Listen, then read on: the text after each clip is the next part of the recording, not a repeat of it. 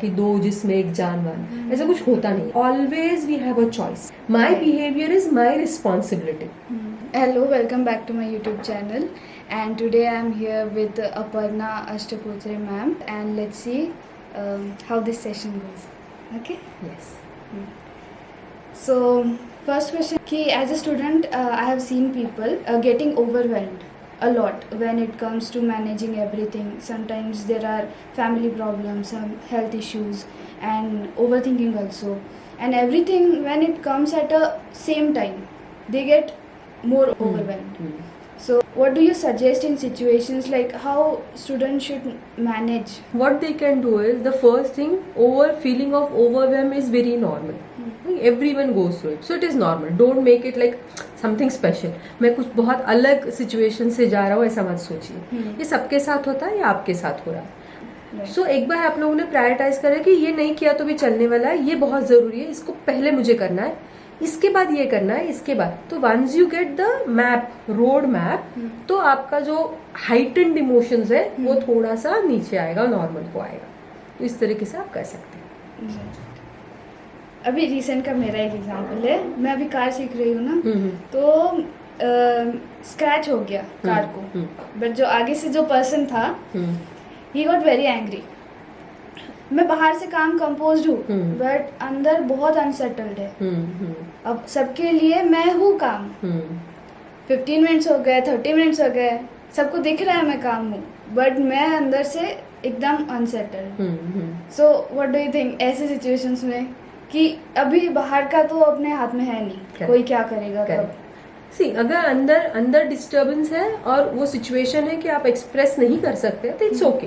पर बाद में जो भी आपको लग रहा था, जो भी अंदर इमोशंस थे ना, उसको आप एक्सप्रेस कीजिए. तो लिख के कीजिए, किसी को बता के कीजिए. क्या होगा, बहुत सारा अगर आप इमोशन अंदर ही रखोगे तो अंदर है, बाहर से काम लग रहा है, पर अंदर से जो है वो आपके फिजियोलॉजिकल चेंजेस हो गए ऑलरेडी, है ना. एड्रेनलिन सीक्रेट हो गया है, न्यूरोट्रांसमीटर्स हो गए हैं, तो उसको वेंटिलेट कीजिए आप. और that can be through exercise, through writing, through sharing, पर उसको वेंटिलेट कीजिए. और एक क्या बोलेंगे, रिचुअल बनाइए दिन का कि आप अपने इमोशन जो भी है, साइकोलॉजिकल, फिजियोलॉजिकल वेंटिलेशंस आप करो. रोजच्या रोज रिकामं करणं, है ना. अगर आप रोज सफाई करते हो, रोज अगर आप बेड आपका ठीक करते हो ना, तो हफ्ते में एक दिन बहुत ज्यादा गंदगी नहीं होगी. रोज थोड़ा ही होता है ना, तो रोज का रोज आप गंदगी निकाल दीजिए. वैसे दिमाग का भी है, जो भी इमोशंस है, जो भी डिस्टर्बेंस है, वो आप निकाल के डाल दीजिए. That would help you out. Second question है about expectations. Okay, like expectations about everyone around me, including me having some expectations with friends also, and these are not big expectations. छोटी छोटी चीजें होते हैं, चाहिए रहते हैं ऐसा. तो how to deal with this, like ये expectation वाला जो loop रहता है, इसको कैसे से break करें, या फिर अगर हम कितना भी चाहे कि नहीं रखेंगे, तभी भी कहीं ना कहीं छोटा सा होता है कि है चाहिए. तो देखो, एक्सपेक्टेशंस नहीं रखेंगे. जैसे गौतम बुद्ध ने कहा है कि सब दुखों का मूल है एक्सपेक्टेशंस. ठीक है, वो अगर हम लोग निकाल देते तो हम बुद्ध बन जाएंगे. राइट. तो मुझे लगता है कि हम उतने ग्रेट नहीं है, उतनी तपस्या शायद हम लोग नहीं करते हैं. तो हम सामान्य लोग हैं. सामान्य लोगों को एक्सपेक्टेशंस रहेगी. पर अभी साइकोलॉजी इसमें क्या ऐड करता है कि आप एक्सपेक्टेशंस रखो, पर वो एक्सपेक्टेशन को मस्ट मत करो. जैसे हम लोग बोलते कि ये होना ही चाहिए, या फिर इसको हम लोग मराठी में बोलते च लावतो, झालंच पाहिजे, फोन केलाच पाहिजे. तो हा जो च आहे, ये जो हम लोगों ने मस्ट लगाए हैं, वो प्रेशर क्रिएट करते हैं. आप एक्सपेक्टेशन रखो ना कि मेरे फ्रेंड ने मुझे फोन करना चाहिए, आई फील कि उसका फोन आना चाहिए. So that's good. उसने फोन करना ही चाहिए. देखो, बोलते समय भी हमको वो प्रेशर दिखता है. तो बस वो सिर्फ मस्ट जो है ना, वो निकाल दीजिए. एक्सपेक्टेशंस रखिए, but you should not make it a must, a compulsion, because it is expectation. But what we do is we make the expectation a compulsion. तो वो कंपल्शन अगर आप निकाल देते हो तो आपका एक्सपेक्टेशंस रहेगा, पर आपको उतना दुख नहीं होगा. है ना. इसके लिए एक rational emotive behaviour therapy, REBT बोल के थेरेपी है, वो आप लोग यूज कर सकते हैं. जिसमें हम लोग देखते हैं कि हमारा इर्रेशनल बिहेवियर है, इर्रेशनल थॉट्स है कि मैंने अगर मेरे फ्रेंड को हेल्प की है तो उसने भी मुझे हेल्प करनी चाहिए। हाँ। इतनी तो मिनिमम एक्सपेक्टेशंस तो होगी ना, जो आजकल लोग बेयर मिनिमम, हाँ बेयर मिनिमम है, बिल्कुल रखिए। पर जब आपने उसको मदद की थी तो क्या आपने कॉन्ट्रैक्ट साइन किया था कि अगर मैं आपको मदद करूँ तो आपने मुझे मदद करनी है? नहीं। तो then it is not a must, it is just किया तो अच्छा है। राइट। मुझे एक्सपेक्टेशंस है और ये अगर पूरी होती तो आई बी हैप्पी, है ना, ये पूरी होनी ही चाहिए। No you don't have any rights. अगर आप बोलते हो मैं अच्छे से बिहेव करती हूँ लोगों से तो लोगों ने भी मुझसे अच्छा बिहेव करना चाहिए। This is not a condition applied. तो आप बिहेवियर करते हो तब फिर आप उसको स्टार मार्क दीजिए जहां पे आपको लगे कंडीशन अप्लाइड है। अगर कंडीशन अप्लाइड है तो then yes you can have that, पर कंडीशन अप्लाइड ही नहीं है ना। राइट। तो अगर करते हैं तो अच्छा है, पर करना ही चाहिए, अच्छा ही होना चाहिए। खुद से भी हमारे बहुत सारे एक्सपेक्टेशंस होते हैं कि मैंने अच्छा ही करना चाहिए। मैं अच्छा करने की कोशिश करती हूँ, देखिए अच्छा ही होना चाहिए, अच्छा करने की कोशिश करती हूँ। You will see the difference. जब आप खुद से बात भी करते हो ना तो प्रेशर का डिफरेंस आपको समझ में आता है। तो इट्स वेरी इंपॉर्टेंट कि हम लोग मस्ट निकाल दें उसमें से। एक्सपेक्टेशन रखिए, नहीं रखेंगे तो फिर तो लाइक वी वुड बी संत, है ना, संत महात्मा हो जाएंगे। तो बेटर है कि यू कैन अप्लाई दिस। ये बहुत डाइजेस्टिव आंसर है सच में, क्योंकि मैंने बहुत लोगों से पूछा है ये, और मैं ऐसी कभी किसी के आंसर से सेटिस्फाइड नहीं हूँ। Okay, क्योंकि बहुत लोगों ने बहुत अलग, उनका पर्सनालिटी रहता, वो उनका थॉट बताते, उनके ओपिनियन बताते, and they put it as a fact. ऐसा नहीं, ऐसे नहीं है। I like it. Thank you. So third, when situations like taking a new step in front of friends arises, like a friend of mine, she thought a lot, like she took a new step in her life, but there were many people. और अगर ऐसी situation हो जहाँ पे अपन कुछ नया कर रहे हैं और बहुत सारे लोग हैं, वो तब तो वहाँ नहीं सोची उतना, बट जब वो चीज़ हो जाती है तब लोगों का ऐसा होता है कि उसने ये सोचा होगा, वो मेरे बारे में अब ये सोचेगा, अब मैंने क्या करना। से देखो, हम लोग क्या सोचेंगे ये क्यों सोचते हैं पहले समझ लेते हैं। हाँ, एक तो मुझे ना वैलिडेशन चाहिए होता है। दूसरा जो है, मैं खुद पे मुझे कॉन्फिडेंस नहीं होता है। हाँ, तब मैं सोचती हूँ कि लोग क्या कहेंगे, राइट। तो इसका बेस है ना सेल्फ एस्टीम में, मेरा सेल्फ रिस्पेक्ट क्या कहता है।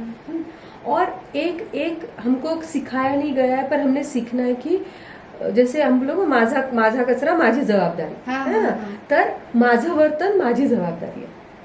माई behaviour is my responsibility. You में से आप मुझे बोल सकते नहीं करो, ये बोलेंगे करो, वो भी बोलेंगे करो, पर अगर मैं करती हूँ तो ये रिस्पॉन्सिबिलिटी मेरी रहेगी। मैं ये नहीं बोल सकती तुमने कहा था ना मुझे करने के इसलिए मैंने किया। नहीं, वो दूसरों की कभी भी रिस्पॉन्सिबिलिटी नहीं होती। They are giving you suggestions. At the end आपका बिहेवियर है, आपका लाइफ है, इसीलिए जो भी उसके रिपरकशंस होंगे, जो भी रिएक्शंस होंगे, जो भी उसके आउटकम होंगे, वो आपको सहन करना है। आप मुझे बोलोगे, आप मुझे आग्रह करना कि घे ना एक गुलाबजाम, का तो घे ना एक गुलाबजाम, मी काय म्हणे मी खाना, मैं खा लूंगी, ठीक है। फिर मेरा पेट खराब हो जाए, फिर मैं बोलूंगी कि तुम्हारे वजह से मेरा पेट हो, ठीक है ना, तुम्हारे वजह से, पर भुगतना किसको पड़ रहा है, मुझे पड़ रहा है। तो अगर मैं भुगतूंगी तो बिहेवियर की, इसीलिए मेरे बिहेवियर की जिम्मेदारी जो है मेरी होनी चाहिए।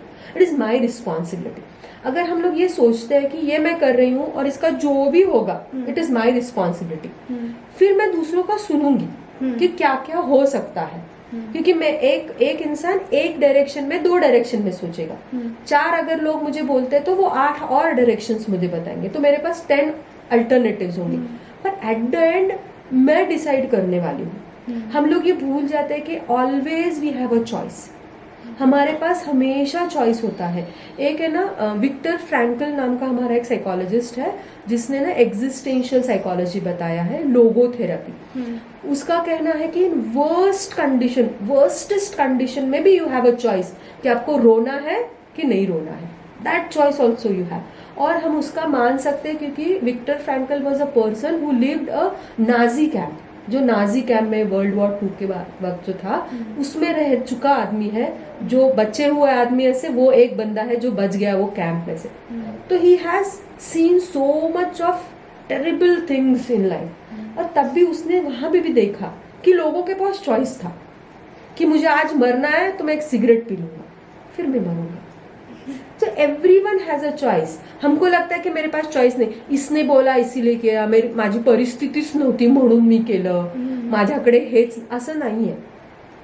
त्या परिस्थितीमध्ये सुद्धा तुम्ही काहीतरी वेगळं करू शकता, दॅट इज युअर चॉइस, है ना। हम लोगों को सारों को स्टोरी पता है ना कि एक बहुत बड़ा एक मंदिर था जिसमें कहा था कि सबने ना दूध लाके डालना है। उस गांव में अकाल पड़ा था, तो सबने एक एक कटोरी या एक एक काय म्हणजे तांब्यात दूध आणायचंय आणि त्या देवात टाकायचंय, भरलं की आपलं सगळं चांगलं होणार आहे। सगळेजण येतात, सगळेजण टाकतात, आणि जेव्हा ते उघडलं जातं त्यावेळेस कळतं की सगळ्यांनी पाणी टाकलेलं आहे, कारण मी एकटा पाणी टाकेन, बाकी दूध टाकणार आहेत ना, माझी एकट्याची नाही ना रिस्पॉन्सिबिलिटी, सगळ्यांची। जेव्हा कलेक्टिव्ह रिस्पॉन्सिबिलिटी असते त्यावेळेस म्हणतो ना मी नाही केलं तर काय फरक पडतो, ग्रुपमध्ये सगळ्यांना काम करायचंय, तर एक जण करत असतो, बाकीचे म्हणतात तो करतोय ना, ठीक आहे। इथे जेव्हा माझी अगर मेरी रिस्पॉन्सिबिलिटी है तो then I will do it.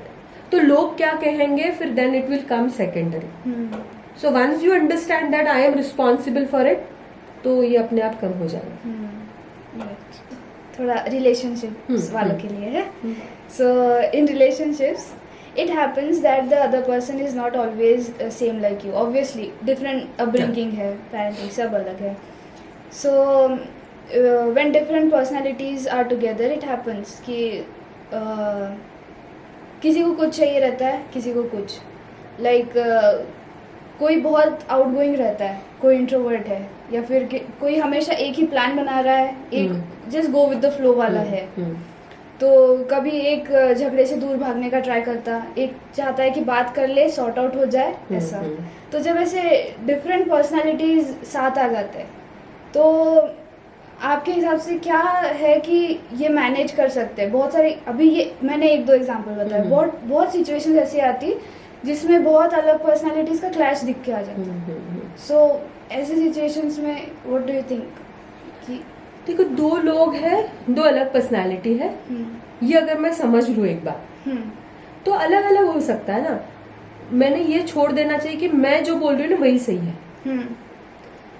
मतलब हमें बोलते कि ऐसा है तो ये हाथ आपको व्हाइट दिख रहा है, मुझे ब्लैक दिख रहा है, कौन सही है?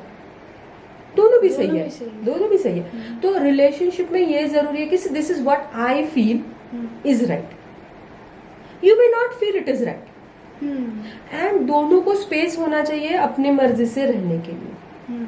और दूसरों को बदल के प्यार अगर आप कर रहे हो तो इट इज रॉन्ग, है ना।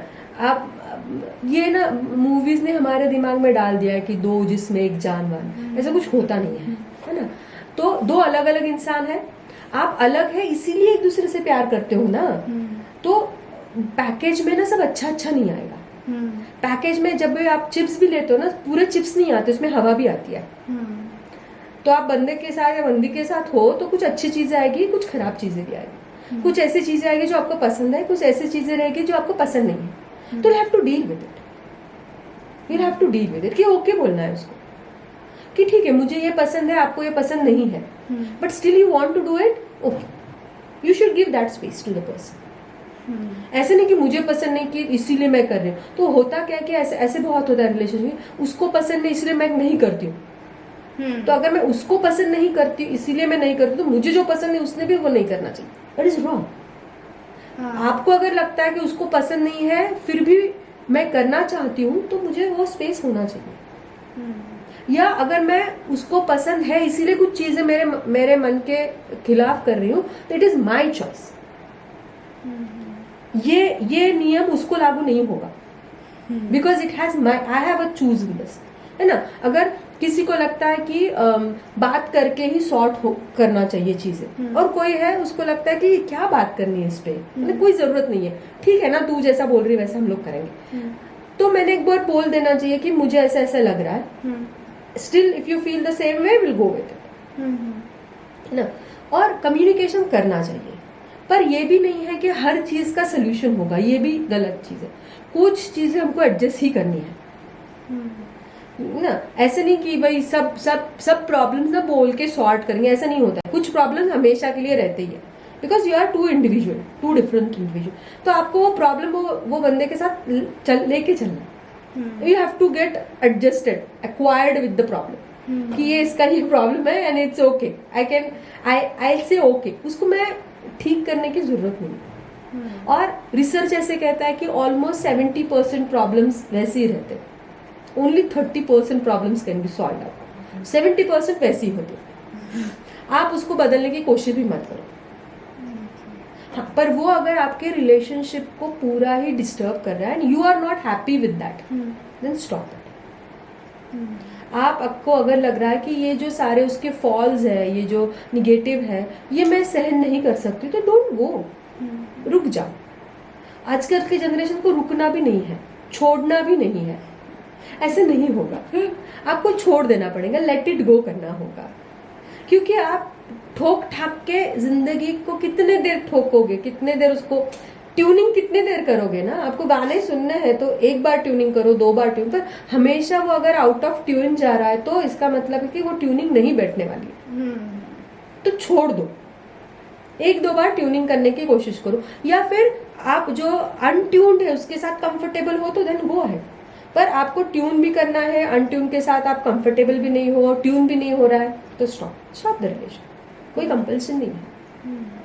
if you can love a person with all his positive and negative things, go ahead। उसकी निगेटिव भी होने वाली है, वो आप समझ लो। तो एक बार वो समझ में आए, and if you are okay with that negative things, वो आपके कोर वैल्यू के खिलाफ नहीं है, तो then it's okay, go ahead with, है ना। कोई कंपल्शन मत करो। मी केलं तर तू पण कर, मी करते कारण मला करायचंय, मी ऍडजस्ट केलं कारण मला करायचं ऍडजस्ट, मला सोडायचंय, मला छान वाटतं मी ते तुझ्यासाठी केल्यावरती, म्हणून तुला पण तसंच वाटलं पाहिजे असं नाही। आणि यू हैव टू अंडरस्टैंड कि everyone have a different love language. किसी का लव लैंग्वेज बोल के होगा, किसी का एक्शन करके होगा, है ना। तो यू हैव टू अंडरस्टैंड कि आपके पार्टनर की लव लैंग्वेज क्या है। मैं अगर आई लव यू बोल के एक्सप्रेस कर रही हूँ तो मुझे अगर एक्सपेक्ट करके सामने वाले ने वही बोलना चाहिए, पर उसकी लव लैंग्वेज अलग होगी। He will just hold hand and that may be his way of telling I love you. ये लव लैंग्वेजेस का आज बहुत है, मतलब सभी जन बात करते हैं कि मुझे पता है love language, but that's a मतलब 2 वे थिंग है। यस आगे वाले का तुम्हें भी पता होना चाहिए, और अपना जो है वो तुम उसको भी पता होना चाहिए। करेक्ट। हम एग्जाम्पल अगर देना चाहे तो 2 लोग हैं, एक तमिल है एक और एक हिंदी वाला। हिंदी को तमिल नहीं आता, तमिल को हिंदी नहीं आती, दोनों एक दूसरे से प्यार करते हैं, तो उनको एक्सप्रेस करना है ना, एक्सप्रेस करना है। तो अगर हिंदी वाले को तमिल को वाले को बताना है आई लव यू, तो उसको तमिल लैंग्वेज सीखनी पड़ेगी, है ना। तमिल वाले को हिंदी वाले को बताना है तो उसको हिंदी में बताना पड़ेगा, right. या फिर दोनों को एक इंग्लिश भाषा सीखनी होगी जहाँ पे वो एक दूसरे से कम्युनिकेट कर सके। तो आइदर एक दूसरों की लव लैंग्वेज समझ लो, या दोनों मिलकर एक अपनी कोई लव लैंग्वेज डिजाइन करो। तो ये होना जरूरी है, तभी समझ में आएगा, नहीं तो कैसे समझ में आएगा।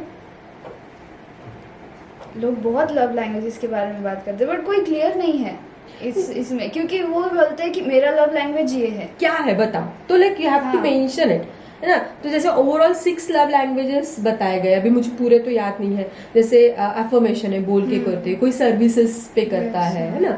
तो ऐसे अलग अलग है।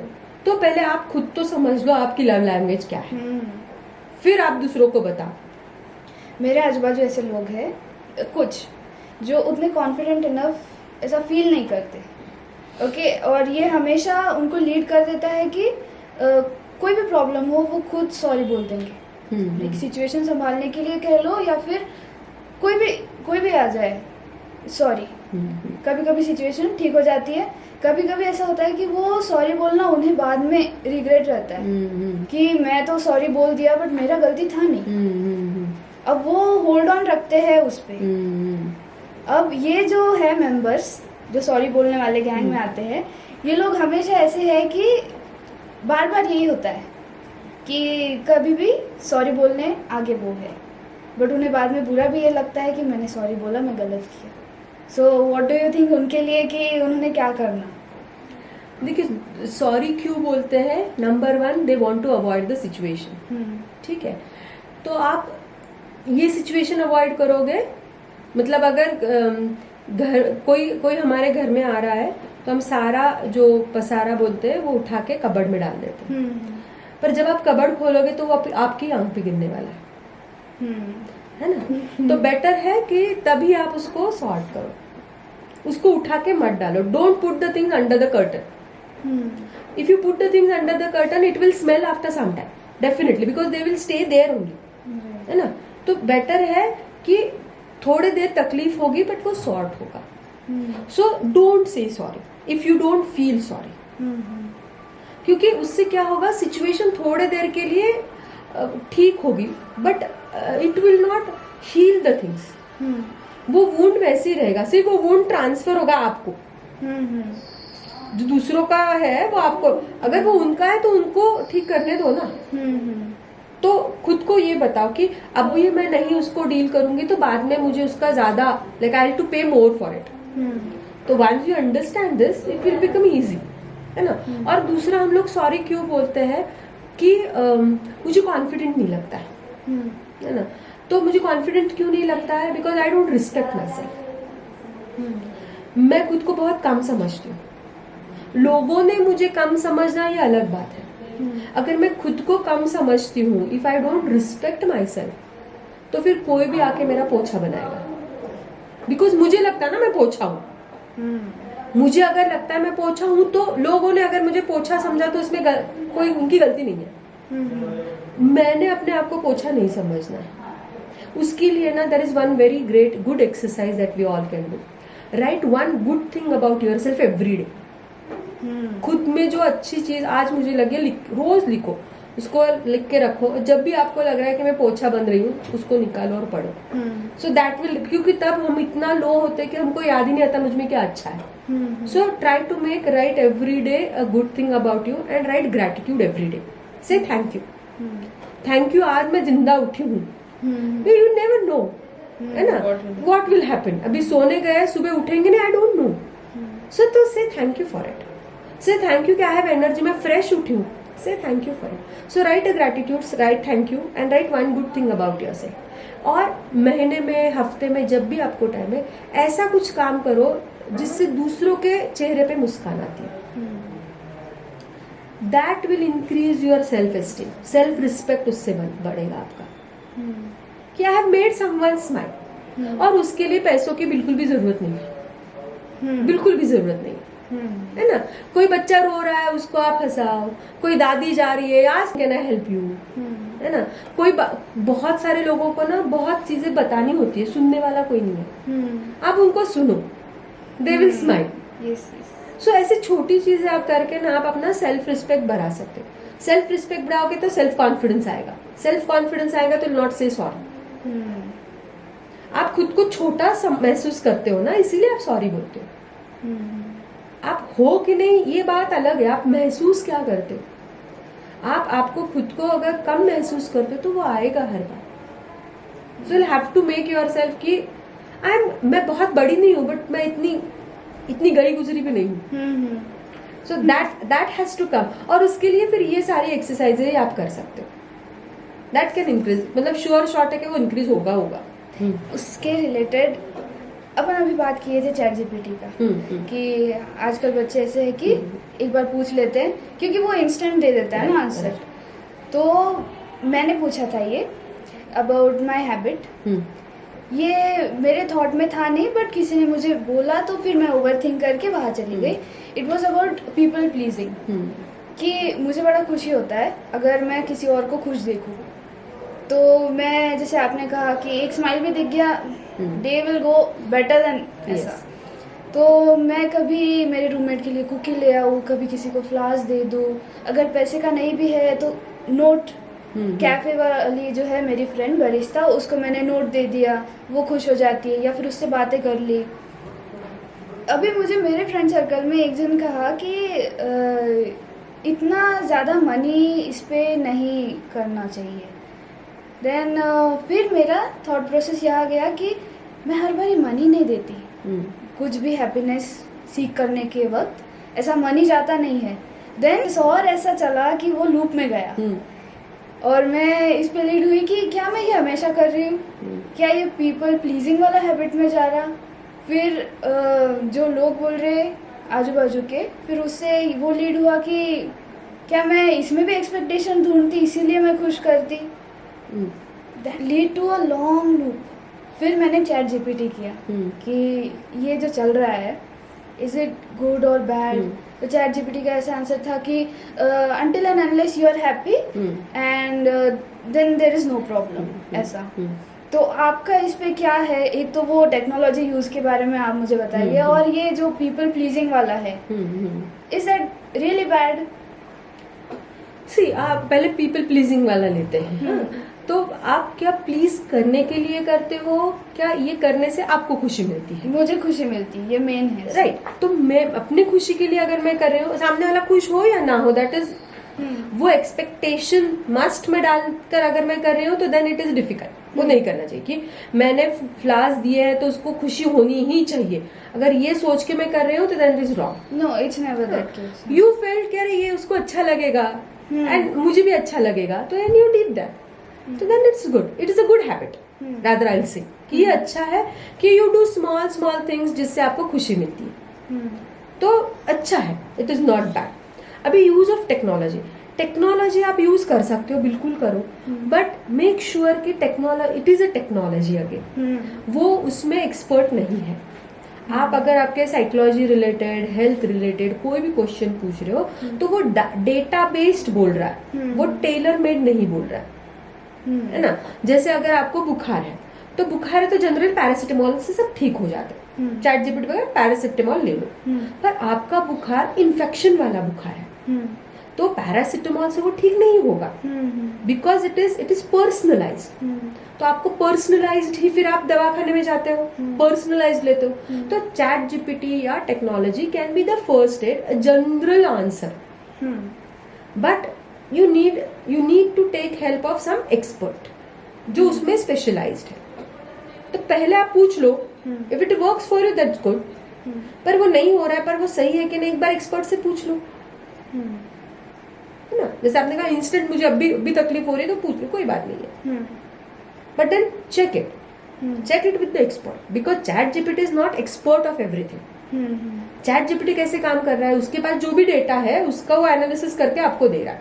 So it is a general information, it is based on general knowledge, nothing special, nothing specific to you. तो उस हिसाब से आपको फिर वो वैसे यूज करना पड़ेगा।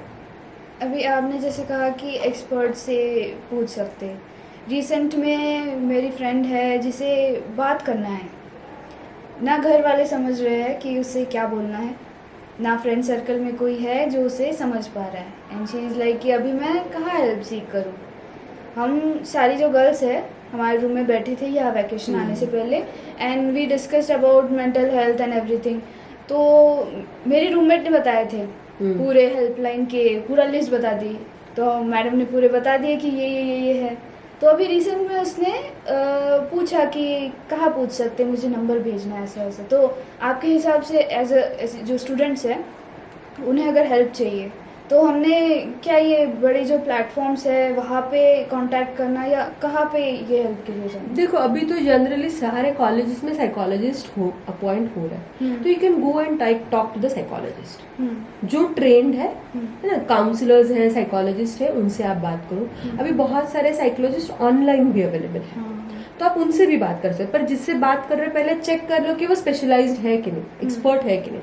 If the person is psychologist, psychology में मास्टर्स पीएचडी किया है, या फिर इंडिया है तो आरसीआई है क्या, या फिर एक्सपीरियन्स है क्या, अगर है तो यू कैन गो अहेड, इससे बात कीजिए, कोई दिक्कत नहीं है। आपलं झालेलं आहे। Thank you thank you so much.